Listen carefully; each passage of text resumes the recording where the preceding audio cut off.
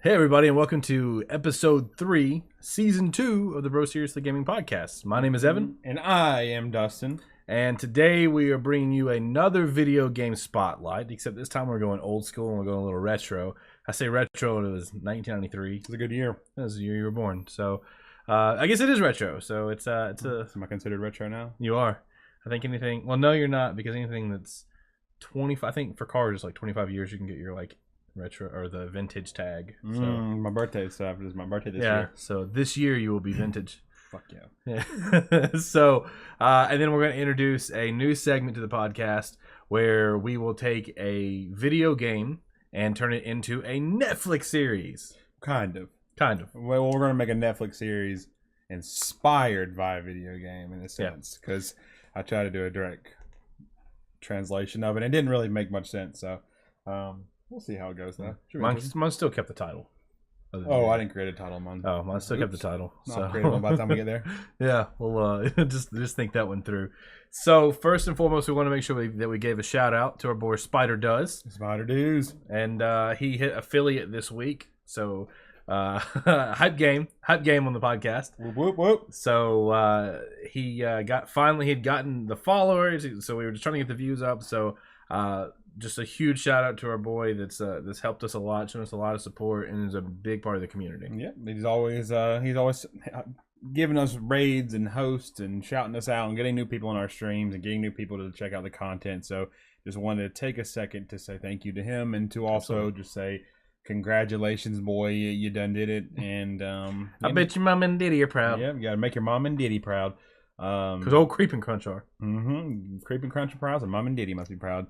And your cat. Your cat, yeah. Secondly, though, which is pretty interesting, is we're going to be. I mean, obviously, if you're just listening to this, you don't know this, but we're going to release this as well in video format. So if you want to look at us awkwardly make faces into the camera, I keep doing it now. Yeah, no, you can make I can't. It's like FaceTime. You always look at yourself in the FaceTime. Same thing. So it's going to be on YouTube, so you can check that out as well. If you want to see what the video of us, what we do when we're recording this, is probably not very interesting, but you can check it out. Not at all. It's just, and honestly, like, don't think that I'm making stupid faces because I'm on camera. I just kind of do that naturally. Yeah, that's true. Just naturally making a dumbass face is what I do. I probably should stream without a face cam, honestly. But hey, we'll go through it. Let's do it again. So let's get into it. Which one are we gonna do first? Let's go ahead and jump into the spotlight. So Dustin, why don't you tell everybody kind of the back cover of this? I guess retro now, almost. It depends on how you look at it. Classic. Zombies Ate My Neighbors.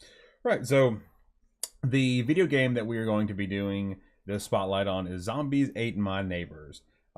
So it is a game that honestly, I haven't had a lot of people have known about it.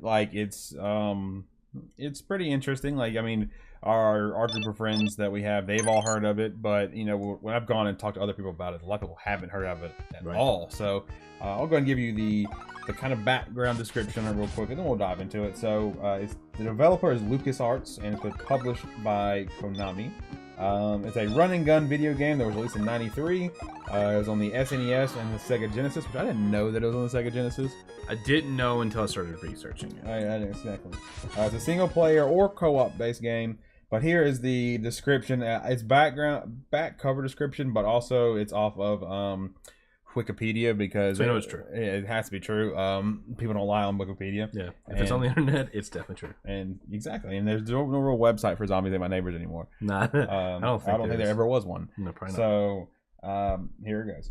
1 or 2 players take control of protagonists Zeke and Huli in order to rescue. I don't know how to pronounce this. Titular. Titular? Titular neighbors from monsters often seen in horror movies. Aiding them in this task are a variety of weapons and power-ups that can be used to battle the numerous enemies in each level. Various elements and aspects of horror movies are referenced in the game, with some of its more violent content being censored in various territories, such as Australia and England. While not a great commercial success, this is not back cover, it's more some backstory on it. While not a great commercial success, the game was well received for its graphic style, humor, and deep gameplay, and also spawned a sequel called Ghoul Patrol. I did not know that until once again we started researching. Yep, I didn't either. So that is Zombies Ate My Neighbors. Yeah, I mean, I think my research was pretty similar to that.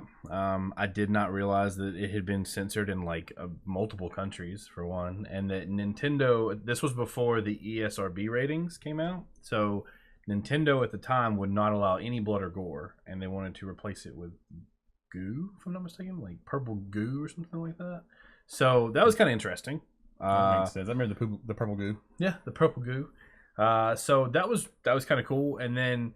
I think when I really look back on it, I look at my experience with the game. So this game, I don't remember how I got into it, like or how I found it. That was a question I was going to ask you. I said I don't remember how we got the game because I know. So when we were in a band years back, and our drummer and our bassist had both played as well. They were friends, and then we were brothers, and we kind of like came together and became brothers. But they played it as well. But I know that I played this game before I met them, and I don't remember how I played it because I know I didn't buy. I never had it. Like I never. Yeah, we did. Did I have it? We had it. That's all I was asking you. How did we have it? I'm pretty sure I probably stole it from someone then. Oh, we had it. We definitely had it. Just didn't buy it. I know we had it because how we played it before, because we were able to. So fucking hard. Yeah, it was stupid hard. Like, and then looking at the description and stuff like that, like we're talking about how many levels there are in the game. 48 levels. I had no idea there's that many levels. I think I made like 13. I never made it that far.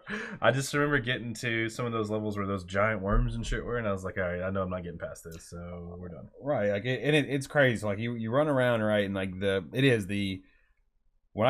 my first thought when I think back to my experience with it is thinking about it is the sound effects in the game. Like whenever like a fucking whenever like the what are they? I guess they're the victims or the neighbors. So whenever the neighbors whenever they die, it's like this shriek that is like. I wish I could do it without not piercing the microphone. Yeah, like you'll have to look it up and see if we can get it in there somehow, and so you guys can see it. But like it's crazy, it's terrifying, and that stuck with me. And besides that, though, like there are little things I did more research on the game, like that kind of sparked memories again. Like to me, it was the clown. Oh, the decoy clowns. Yeah, the ones that like wobble around. The entire never stopped. It was terrifying. I use those on the Jason guys, the chainsaw wielding guys. They just spun around in circles, hitting it. Yep. For me, it was the popsicles and just throwing popsicles. I forgot about the popsicles and and then I didn't realize until I got back in the research that, and I didn't even know this. This is probably why we never beat the game. Is that certain enemies were susceptible to certain things you did. So like. A werewolf, you could throw silverware at it and it would die faster. So like horror tropes, and then like if you what was the other one? And there were weird ones too. Like if you threw tomatoes at Martians, and then there was one other one that was like that I can't remember what the other one was, but they actually had weaknesses, and I didn't know that. I just shot it with whatever I could. Or the water gun, usually a water gun. Yeah, that is about our experience with it, honestly. Because like besides that, like we never really got. We played it a lot. I felt we played it a lot, and with the band we played it and stuff too. Like when we just hang out, but we never beat it. We got past certain levels, like and so with the game. I guess to dive a little deeper for you guys who want to know what it's about, how the game kind of works. Like I said, you have either Zeke or Julie. So there's just this one kid with the 3D glasses on, or the girl with the pink hat and the purple shirt. It's like super stereotypical 90s kids. Exactly. And is it top down? Yeah. It's like a top down approach looking at the game, and like you're running through it, and like you start with a water gun, and there's all these enemies that spawn, and so like some of the enemies, where's my notes at? It's like there's werewolves that are like bosses. There's obviously zombies. We got mummies. You've got blobs. You've got dolls. You have people running around with chainsaws. You've got mushroom men. That sounds gross. You got like Martians. All this stuff you can do, right? These giant ants. And so you're going around and you're trying to kill these things, but your first priority is you're trying to save the neighbors. And the neighbors, do you have those? Yep, right here. Oh, our cheerleaders. Well, it's just like what it sounds like. Those are the ones you make sure you want to save because they're worth the most points. Mm-hmm. Then you have babies. Babies. You have dogs. You have the explorers. Lewis and Clark. The trampoline girl. Tourist. Inner tuber, the fat guy said inner tube. Tourists just remind me of Asians that take pictures. That's what it really is. A soldier, evil school teacher, that lady who's like a big head, big nose, and the red hair, and a barbecue guy at the grill, flipping the biggies. Yep. So you had to go find those people and save them. And as long as you saved one person, you could go to the next level. But if you didn't save anybody, you lost. And whenever you saved them, a door would just spawn out of nowhere, and you had to run through the door. I always remember that. And, that door. And it was like making it to that door, and usually like popped up pretty close to you anyway. But it was just getting that door. It was a nice feeling. It was like a feeling of relief, to say the least. Until it started over again. Until you went to the next level. And it was really cool because like it was really thematic. Like whenever they pulled up like the next level, it was like boom, boom, boom. Oh yeah, I forgot about that. Yeah, and it was like it would be like level 12.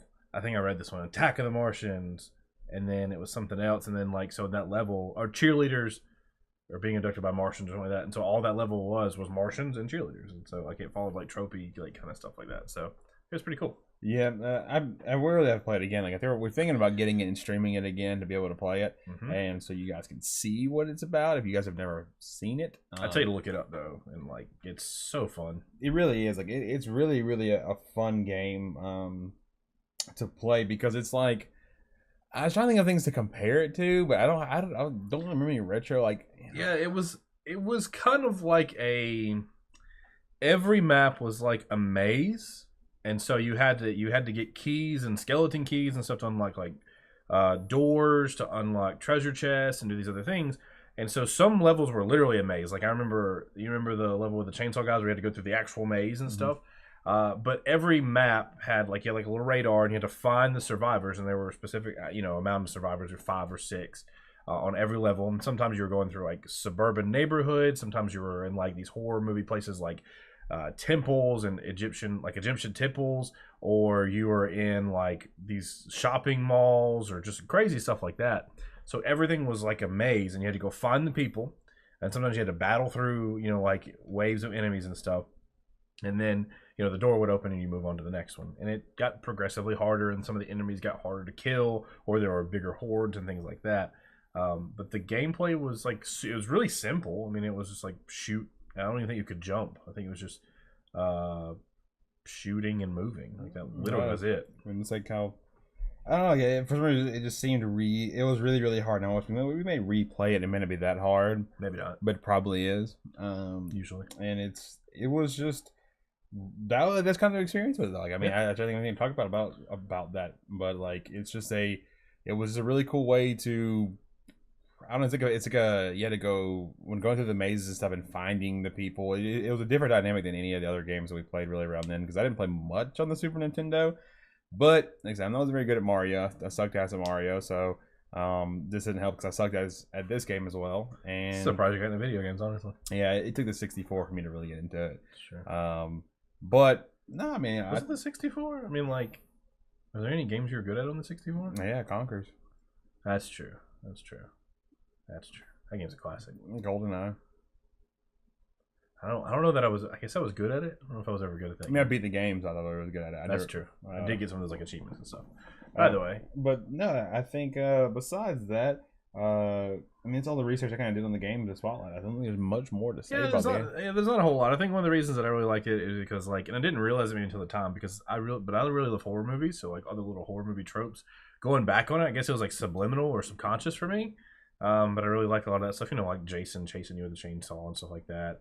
I'm not like a big B horror movie fan or anything like that, like werewolves and stuff, or vampires and things like that. But it was really cool. I mean, like really fun gameplay, really high replay value because it was simple. It wasn't like there wasn't really like an upgrade system to it either. It was just like med kits, weapons, and like you had items and stuff like that. Like you get like the fast shoes and stuff. You can run really fast.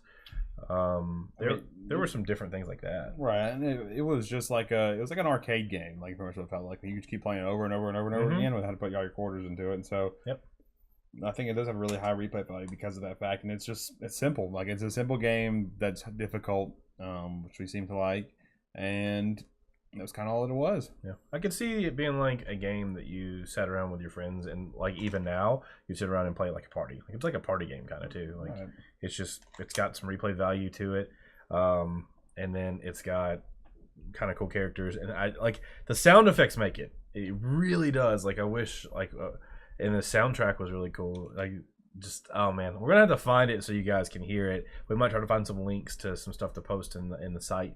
But just like this really 90s driven soundtrack that also had like 8-bit sounds built into it, and then like I don't like I can just and they just fucking screeched and like yelled and it was bad. You knew whenever one of those damn enemies got to a neighbor. So that was intense to say the least. So how would you pitch this game to a non-gamer? I would pitch it to someone. I'd probably go the horror movie route, right? I'd just be like, listen, so you like scary movies? Well, do you like Cabin in the Woods? Because it's kind of like that, where you have a bunch of different things out there. So it's, you know, you find things that you like to kill and be a part of the horror movie, where you get to find werewolves and the Jason-esque characters and big Martians and things like that. I think it would be much more targeted towards like the people who want B-rated horror movies and things like that, not so much really like cheesy satire stuff. Yeah, like the really cheesy stuff because of like the type of enemies that there are and stuff, and it's because it's like really cartoony looking. I think those people would really just like jump all over it and they would love it. That's how I would pitch it to somebody who wasn't into video games. If they really just like those cheesy horror movies, I'd be like, well, how about you try playing this game where it's really just cheesy because it's from the 90s, and the gameplay is actually really good. So it's funny because like going back on it, everything in the 90s was super cheesy. Yeah, everything in the 90s was super cheesy, and that's what made it so great. For me, one thing I forgot to mention that I found in researching is they re-released this game in 2009 on the Wii. I did not know that, and so I kind of want to go buy a Wii for like $30 and play it now. That might be what I do. That was one thing that I found out as we were doing this, but you know, I'm kind of the same way. I would kind of go that route. And I think it's interesting because like retro stuff is like really on the. It's what's cool now. It's like, you know, you watch a lot of these games that people play. Like when we watch like the guy we had on last week, Finn. He plays like a lot of like I don't want to say they're retro, but they're like 16-bit games and stuff. Like when he streams and stuff, like Survive By, I think is kind of like that.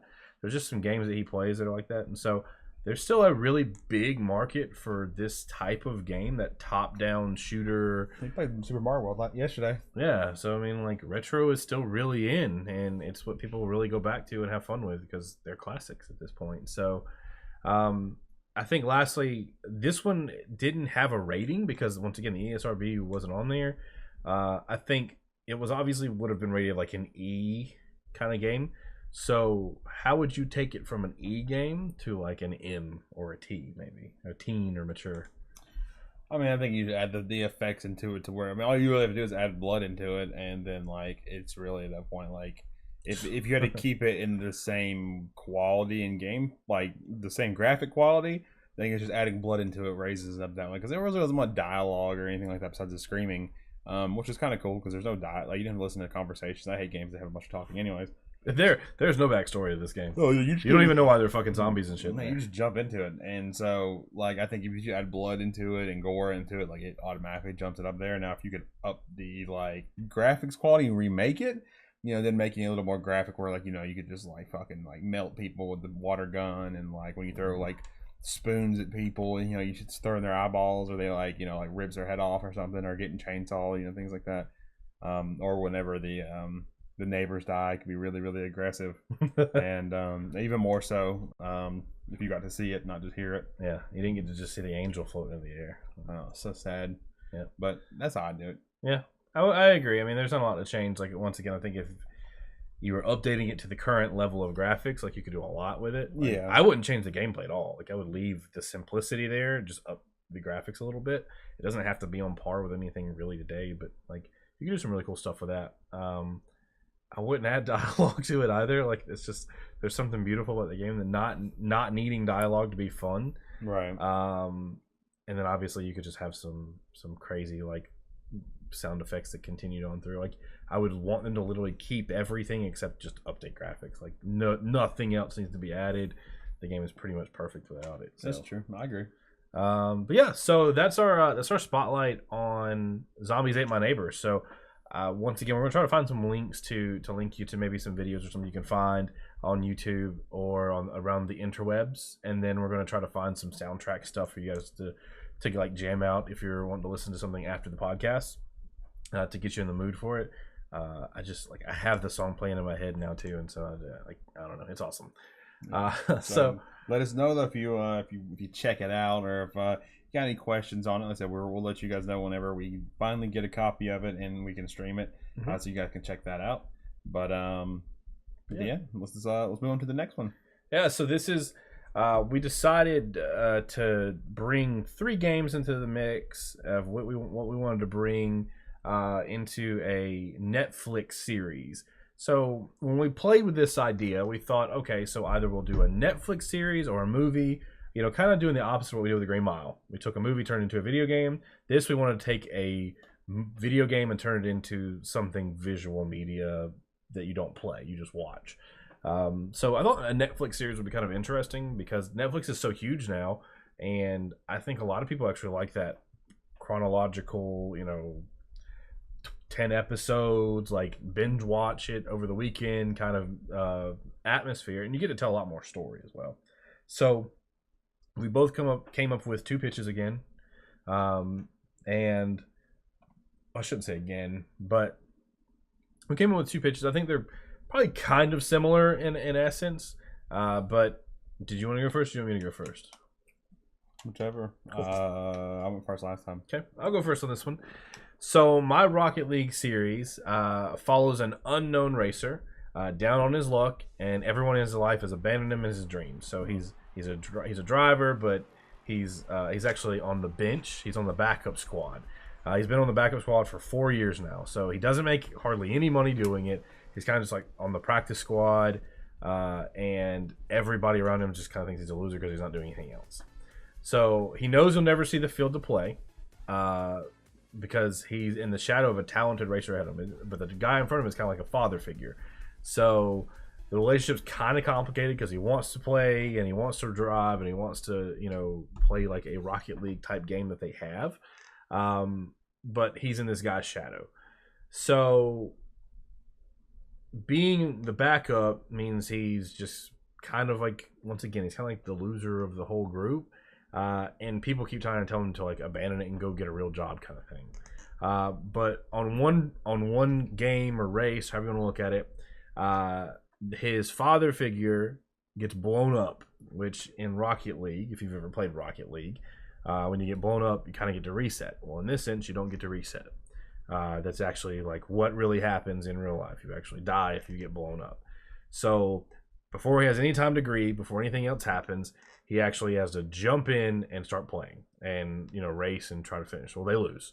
And during this time, the team that he's on is actually playing their rivals. So he's on the Blue Thunder, and they're playing the Orange Devils. So one of the Orange Devils blows up, his father figure. So they lose, and he's left brokenhearted with some mixed emotions because he's finally got his shot in the worst possible way that he ever imagined. He's now lost pretty much his only friend, and everybody around him doesn't respect him and think they're a dick to him.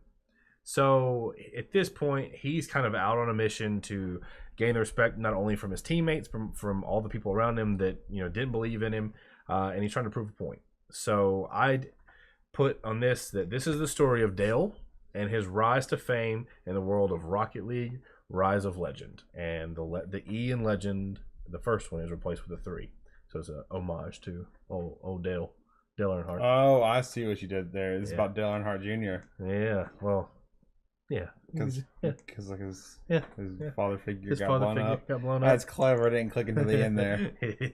I see what you did there. Yeah. Okay.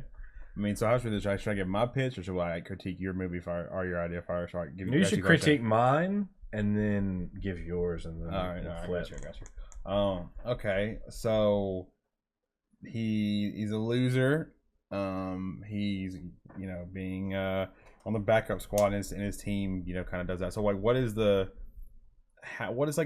pilot episode then? Like, is this what you're explaining is a pilot episode that happens? This is kind of like what happens throughout the entire, throughout the first few episodes, and then the rest of it's like him actually getting better and like him actually doing well and like starting to like gain traction to where in the last episode they're going to meet up again with the Orange Devils in like the championship, and you know, Gotcha. we'll see what happens. Okay, so like how does Dale develop then? Like what does that look like? Like how do you see this character developing through? I think a lot of this is like you see, you know, obviously in some of this it's going to be like his personal relationships too, where like he's got a lady friend that he's like, you know, that he really likes, but she obviously never gives him the time of day, or she doesn't know him, kind of thing. I know that feels. So if I've ever, but he so obviously that's part of a development piece that goes in. But when you're watching him grow, it's really him just in the car, constantly practicing, seeing him miss the shot after shot after shot, and then you know he just, you know, he finally has a teammate that comes up to him as he's practicing and it starts to help him, so they kind of develop a friendship. And once again, I wouldn't say once again, but they develop a friendship, and that is kind of what brings them to actually getting some respect from some of the other guys, and it just kind of grows to where obviously towards the end he's actually kind of a staple in the actual team. Okay. So, what would you compare this show to? If I had to compare this to a show, I would say, I don't know. Like that's hard. Like I'm trying to think what it's like, or what I would like slightly base it stylistically off of. Maybe.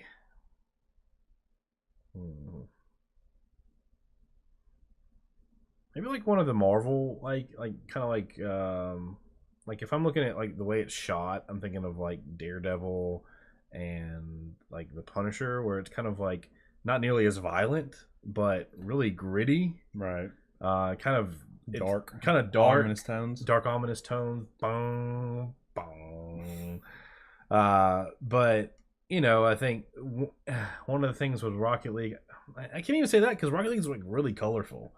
So I can't even say that. Like, was that how you would have it? I feel like I would have the dark grittiness in his real life stuff, but then when they hit the field and when they hit the arenas, it would be very like Ready Player One-esque. Like it's almost like you would see the two sides. Whereas like in his real life and in when he's not in the car, it does really suck.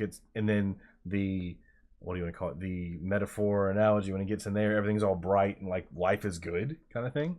And then when he's not driving in the first few episodes, when he's just a backup, I would say like kind of like the really colorful stuff is like kind of in the background and you're kind of focused on him. So it's still kind of dark and gritty.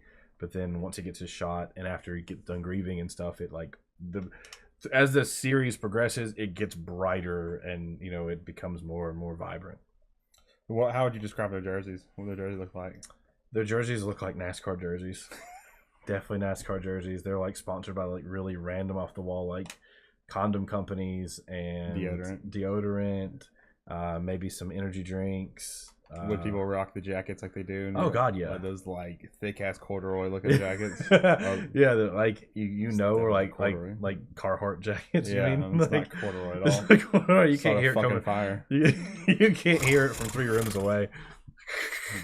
You know, if you come running, then you're starting a fire anyway. So, but yeah, I think like they would have like jumpsuits, kind of like a NASCAR. I mean, it wouldn't be too different from that. Okay. Yeah. Who would play the lead character? Who would play the lead character? That's a good question. I didn't think of this at all. You didn't? No. So okay. The lead character would be Jake Gyllenhaal. I was like Benicio del Toro just because his name sounds great. I honestly don't know what he looks like. I did not hear the name all the time. He's really creepy looking. Yeah, no, I know my character. Yeah, but I'd probably say like Jake Gyllenhaal. Why? I don't know. I feel like he's kind of like just like one of those guys. Like I could see him being like a race car driver. Like he retires from making movies and decides he's like a race car driver. I see that. I can see that. Okay. Yeah. And there's always John Krasinski. He can play anything. Honestly, he's like the everyday guy. So that's my. Maybe it's John Krasinski and Jake Gyllenhaal is the guy that helps him later on in the series. Oh, okay. I was like that. The guy dies, but okay, I got you. I don't want John Krasinski can't die. Okay. Yeah. So tell me about your pitch. I mean, so I'm interested to see how yours went now. Here we go. So this is obviously about Rocket League. If we never really said that out loud, but we kind of slipped that in there every once in a while. So this is about a Netflix series that is inspired by Rocket League, right? So a new Netflix series, inspired series, where the NFL, the NBA, and the MLB are no longer the most popular sports in America. Okay. Esports have taken over the mainstream media for years, but now people in America want the nostalgia back of being able to go see athletes and entertainers perform live and in person. All right. The new high-risk, high-reward sport causes players to put it all on the table, including their lives. A team of 2 to 3 active players battle it out in the dome, while rocket-powered vehicles that can soar through the air and even power through their enemies. Okay. So about this, right? So obviously, when cars, this is a big piece of mine as well. Whenever the cars blow up, the drivers of those vehicles actually die, and someone from the bench takes over their position. Right? Similar there, right? We're similar in that. Now, the different side of this kind of is going. Mine's really dark as well. Like, I think it's just a really dark series overall. Like in mine, and like, you know, it's just a lot of like greed and corruption and things like that, and like, you know, it's just like people are really bloodthirsty and want people to blow each other up. But like it's kind of like, I guess, almost like an analogy almost for the NFL now, you know. And so like, you can blow people up, you can do those things, but the league doesn't want you to, right? That's why they have those, but the people want for entertainment value, want that, right? So it's very push and pull between, do you get what the viewers want, or do you take the drivers and safety in consideration? So they get suspensions if they blow people up? No, but it's just like, you know, you can do it, but they don't enforce things against it. But now the other side of this though, so either 2v2s or 3v3s. Okay. 1v1s are forbidden to happen because it seems very personal. If you're doing that, if you go blow somebody up one-on-one, that's like a personal attack. So it's like murder. It's premeditated. Like if you do that, right? But 1v1s now are like the street racing of that now. So they do it behind closed doors in the dark side of things. So they'll 1v1 people, but it's really, really like frowned upon, and that's where you could get like suspended or you could get banned from doing that. Okay. But that's when you take out motherfuckers who, like, you know, they take out, you know, your father figure, and like they, you know, it's like, I'm thinking like what's that movie? You Never Back Down. You know, like spit in your face or something and call you a little bitch, and then like, so you're like, all right, you'd hop in your fucking car and you 1v1 each other, and you know, you serve them up. So is Vin Diesel in this? It's very Fast and Furious-esque, right? But no, he's not. Vin Diesel isn't. So, but in the episodes, they'll show the teams practicing, right? So the episodes of this, like, it'll show the teams practicing with each other, preparing for tournaments. But when they don't practice in real life though. When they practice through VR. So I like the almost Ready Player One thing in that sense. But like they're actually practicing, like playing Rocket League and riding around doing those things because, well, they can't afford to lose their best players. Just my accidentally blows them up, and because it's not forbidden to do that, right? Then they train upon that, but they don't practice. You don't want to blow your own teammate up. Okay. Then the whole show though is it's about building. You know, it shows you building the personal relationships between the characters, the teammates, and things like that. You know, and it's going to progress through where you can see people. The show, you know, altogether is going to be about trying to get, and we'll take it from what Rocket League actually has, the RLCS, the Rocket League Championship Series. The goal is to get there and win that title. And then, but it also shows you ranking up through the amateur leagues of it, the shady 1v1 stuff, so you get respect from your teammates and stuff, and from other people within the league. But it builds those relationships with one another. And so, but then at any point, I can die. So, like, you know, Game of Thrones-esque. Like, you're building. I was just about to ask you, is it like very Game of Thronesy, where like just random people, like not random, but where people just die out of fucking nowhere? Yeah, like it's exactly that. Like you would never expect them, but they just fucking die. Do you have an episode of like Red Wedding esque, like where just something fucking crazy happens? I'm not gonna tell them what it is. Just no. I mean, maybe I don't know yet. Like I'm thinking like. Like a really bloody episode. Yeah, it could be like a really bloody episode because like there is a bench to this like where like whenever you respawn like you're down a man for a little while, but they you know like the big fucking gates open up like Gladiator, like the big gates open up. Yeah, and you're just like boom. You see that murder van come flying out, a Roadhog. Yep, you see that damn Dominus come out with the V8 in it. You know, that thing gonna hit me. That damn Challenger, that demon comes out and you hear it revving out, and they're like, oh fuck, it's. Insert character name here, and then like you know it's like bitch revs up and you see him just and like take off, you know, fucking double jumps, dunks it on people and flipping. But that's kind of how that works out. I was also thinking about having it to where like it could be almost an organized thing with sports and stuff where you have actual like, and this came from Mighty Ducks, like where you have like goalies, you have strikers, you have mid players, you have defenders.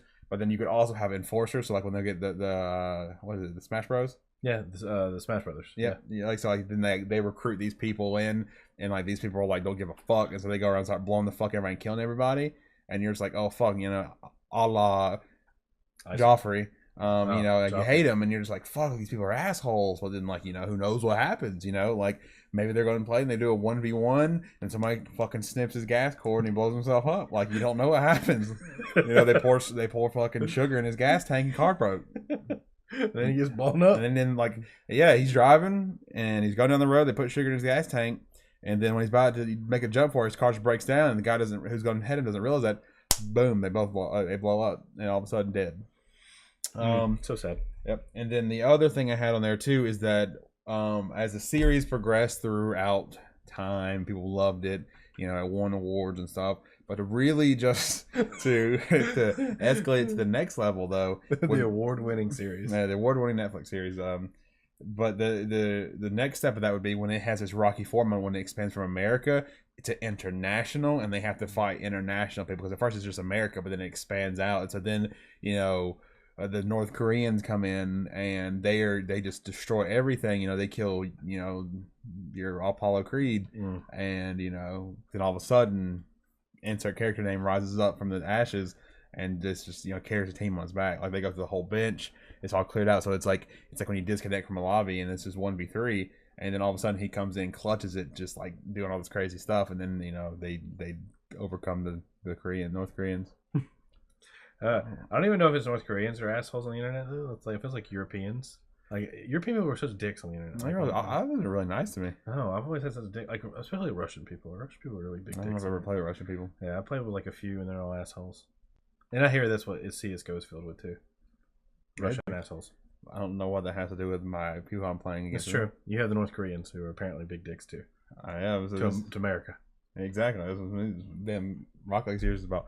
So what questions you got for me? So I think similar to this. So one, who would you have play your main insert character here? Name Benicio del Toro. The creeper. Yeah, I don't know why I'd pick him, but it sounds right. Sounds right. No, I would have. Please Google picture of Benicio del Toro. Yeah, hold on. Oh, while I ask you your next question as you look at Benicio. Yeah, I may have to change my answer depending on how this goes. I think when you see him, you're gonna realize that you probably don't want Benicio del Toro. Like he's a great actor, but he's just really weird looking too. I don't think that's who you want because he's just. Oh yeah. Like confused Johnny Knoxville. I mean, he could be like my father figure in mine. That's true. He could be the father figure in mine. So, do you still want Benicio del Toro to be your insert driver name? Probably not. Okay. I don't know who I would cast then. Like, I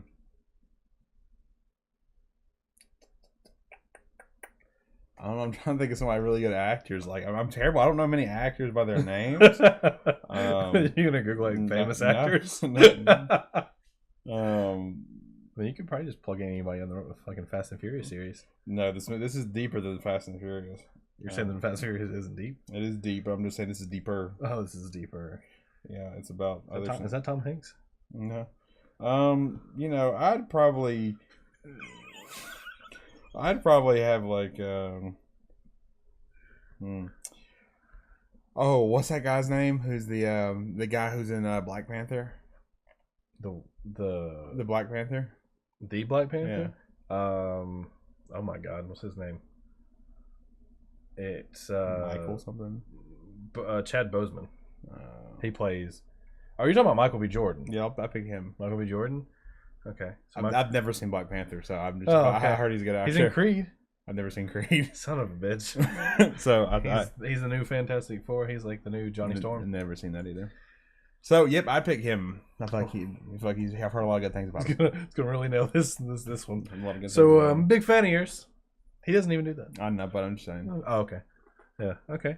All right. So I feel like there's a moment in every TV show that hooks you. What is your hook moment? Like what happens in the episode? Like how far into the series is it? Like it is episode 3. Okay. Because episode 1 gives you the backstory. Right. Obviously, it lays the foundation. It's gotta be interested after. Right. That just that alone grabs you. It doesn't hook you, or you have to keep watching. It grabs your attention. It's like, I need to know more. Episode 2, that's where you start to develop the character arc in it, and you're starting to go through with it, and you're learning about the characters a little bit more. You're learning about why they're doing what they're doing. You're going into those type of things. But then episode 3, right, was when the first fucking twist happens, and all of a sudden you're sitting there, right, and you're watching the Rocket League Championship go. You're watching everything go. You hear about people being able to die. You hear about all these horror stories and stuff happening. But then what happens is they start the game, right? It is it's the qualifiers for the playoffs. They're sitting there, they're fucking, they're battling out, and then all of a sudden, this crazy shot happens. They make it in, right? And I think the last thing that happens though is that it goes into one of those things in Rocket League where the ball just keeps fucking boom, boom, boom, bouncing off the wall for like as the time expires, but it doesn't until the ball hits the ground, right? And then like all of a sudden it hooks you because like right when it's about to hit the ground, you see fucking slow motion, like fucking upside down flip, fucking sliding on the ground to hit it, and he just barely chips it up. But like when he's about to do it, though, he's flipping. The guy looks over and looks at Michael B. Good. Is that his name? Michael B. Jordan. Michael B. Jordan. Johnny B. Good. I don't know his name. He flips over and he looks at him. He looks at him and he flips it, scoops it, pops it up. But as he's sliding, though, he knows it's going to be the end of him because, like, the way he's sliding, the glass is shattering, all this shit's happening. And then you see the other car coming and the guy, he, like, screams out, no. But he's like, hey, go. And he's like, go. And he does it. And so he pops up, double jumps. And boom, he explodes, and through the explosion, I was like, "Oh fuck, what happened?" And all of a sudden, you see the car fly through, hit the ball, and they score and they win. That's insane. That's intense. That's intense. Mm-hmm. And at that point, you don't know if the what's name's alive or not because all you see is sliding, yelling, explosions, and lots of smoke. But you don't know what happened because they score. He just like boom, crowd erupts, whatever, and like they storm the the defensive barrier just falls they actually get in. Yeah, like the defensive barrier around it, like is around it, like a bubble around it almost, like Hunger Games, like that dome, and the fucking dome just collapses, and they fucking storm the field, and then like you don't know what happens, but then you realize how like Game of Thrones barbaric it is, and they just like have like the fucking dead peoples, and they're just like running around like fucking if they died, and they're like crazy people who love soccer, like they like kill people and stuff. So would you have a really like? Well, I guess we kind of touched on this a little bit. Would it be like a really graphic, bloody series? Yes. Like, would it be like be really dark? I don't know if I'd say gory necessarily. It would be. It would be gory. It would be gory. It would be rated. It would be like a definitely rated R series. Very dark. There's not much happiness into it. That's like bright and colorful. It takes the opposite effect of Rocket League. It takes the more salty and angry approach, which is a very big reality, honestly. Yes. So that makes perfect sense. And then I think, so would you follow just your main character mostly, or would you have like any serious like secondary characters? La Familia. La Familia? Oh, of course. Of course. No.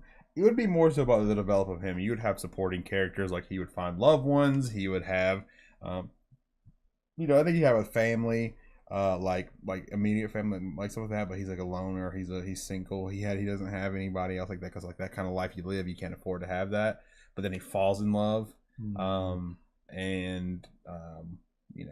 that's obviously going well. But then when he falls in love, things are going well for him, and then he decides to 1v1, and his wife finds out, and then goes there to stop him, and then she gets killed. And then he loses the 1v1, and then everybody doesn't respect him anymore. And God. then he goes on a bender. That's season 2. That's how season 1 ends. Oh God. It's intense. Intense. I guess lastly, how would you pitch this show to a studio executive? Like, what would you say? Like, this is why you should pick it up. Like, what about this show? This show. Listen here, Mr. Studio Exec. Bill, listen to me. Look. If you want something that will not only, that appeals to your Netflix audience, that appeals to those people that want to binge watch and cannot stop, and that are just gripping on and holding on to their seats, and then it finally ends, and they're just like, oh my God, I need more, and they don't want Netflix hangover to where nothing else, nothing else will ever just quench their thirst for, right? They'll wait a year till the next season comes out. This is the show. You know why? It's because this show is going to give you sports, so you're attacking the sports people. You got video. It's based upon a video game, so you get those people that normally may not watch, or when they're done playing their video game, something for them to relate to. It's going to appeal to those people that need that emotional connection to it, because you're going to have that into it, but also the dark side into it. And it's going to have really great humor. It's going to touch on every single basis of the human spectrum of emotions. But it's all going to put it together in a nice little package, a nice little box with a bow on top for it to fucking explode. And then all of a sudden it's a reality check that this is life. Okay. I think Bill picks it up. Good, he better. Go Bill. Go Bill. So that's our Netflix pitches for Rocket League. Make sure you leave us a comment and let us know which one that you would watch. Yeah, or tweet us again. Once again, hashtag. What is this one? Hashtag Creepin' Netflix or hashtag Crunchy Netflix. Yep. And we'll gauge the success by your responses. Mm-hmm. So that's all we have for this podcast. We wanted to make sure to bring you guys some interesting new segments. Make sure that we brought in some retro stuff. Mm-hmm. And then brought in some very, I'd say, some much more creative thinking into how we look at things. And hopefully you guys had some fun today. So, as always, you can find myself, Evan, at the Sir Crunchy, 2 E's, no Y, on Twitter, Twitch, and social media platforms. You can find Dustin at straight_creepin on all social media platforms as well, including Twitch, Twitter, Instagram, and Facebook. And of course, you can always go to thebroseriously.com to keep up with us. You can read our blogs. You can keep up with the podcast. You can keep up with pretty much every media source that we have. Thank you guys so much for hanging out with us. Thank you so much for watching and listening. So watching for the first time, we hope to hopefully keep you engaged throughout some of this stuff. And hopefully when we go back and watch it, we don't make too many weird faces. True. I'm not going to promise that, though. Probably won't go back and watch it, honestly. Probably not. Just going to post it up. Yep. So, thank you guys so much, and we will see you next week with episode 4. Bye!